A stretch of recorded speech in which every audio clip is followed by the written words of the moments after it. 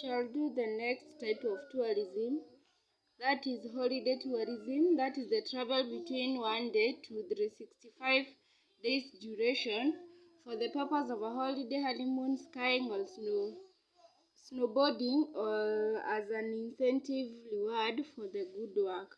Maybe you can take your family to the Mombasa for a holiday vacation. Maybe you can take your family again to the outside the country. That's a holiday type of tourism.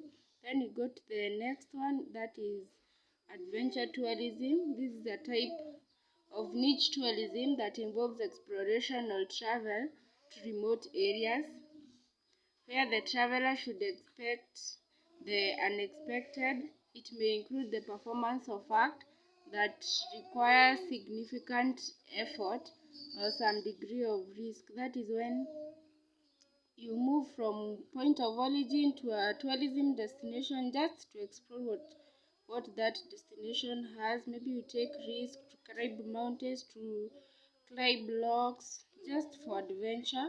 Then we have wildlife type of tourism. This is also referred as safari tourism. It involves travel to natural environment, that is parks and the reserves, where the main attraction is flora and fauna. We have the checking of the animals and the plants. Maybe we can check out the big 5 animals. We also have the akina cheetahs, leopards, lions, elephants. For the plants, we can know about the species of the animal, the plants. Maybe in parks and reserves. We also have the other type of tourism, that is beach tourism. This is the travel to coastal areas and participation in activities that combines sun, sand, and sea. This is where we travel from the point of origin, that is your home, to a point of the tourist destination, which is like the Mombasa place, the coastal area, where you experience about the sun, sand, and the sea. Then we go to the next type of tourism, which is extreme tourism or shock tourism. This is a type of tourism, a type of niche tourism involving travel on dangerous places like mountains, jungles, deserts, and caves. The main attraction is adrenaline rush caused by element of risk, where you find like you have caves, you can have lions in the caves. In the mountains there are also trees and risky things like also snakes. So you may explore to the place for better adventure where shock can be found. Then we have the sports tourism. This is the travel in pursuit of active or passive involvement in competitive sports. We have examples like the people who move from a country to other countries for sports activities. They explore to another country. Maybe they are active or passive participants and they are able to participate in the sports. Others can be watching the sports, others can be participating in the sports. So we go to the next type of tourism according to geographical area visited.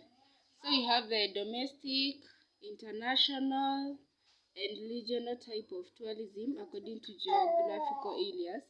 So you start with the domestic tourism. This is the travel within the boundaries of a country of residence. That is when you are from, for example, Kenya. We have maybe you're moving around your country. Maybe you are just within Kenya or Nairobi. You go maybe to Giraffe Center, you go to Nairobi National Park. That is a good example of domestic tourism. We go to international tourism.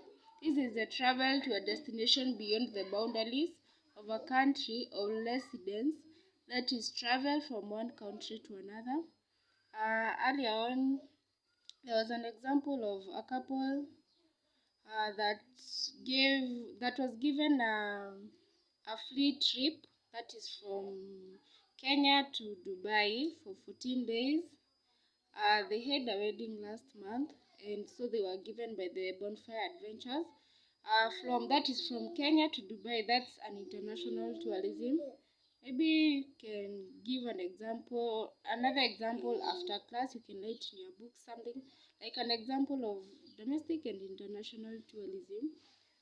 We shall do the other type of tourism according to geographical area. We shall do regional tourism, that is travel within intra-regional and between interregional tourist destination. The region can be area within the country or countries sharing a geographical area continent. Maybe you can opt a Rift Valley side. Here we have the Masai Mara. You are going to travel within, maybe you are from the same region with Masai Mara, so you are traveling between the region you are, along and across the region. That is, I've given an example of Masai Mara. You can also be from the central. You can just, maybe if you are in Nyeri, you can travel to Mount Kenya. You can go to Chania Falls.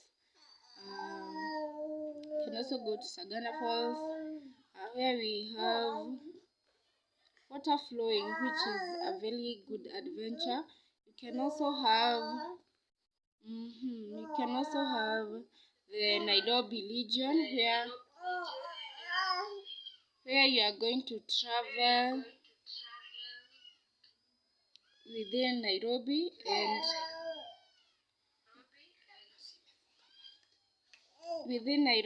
and you will go to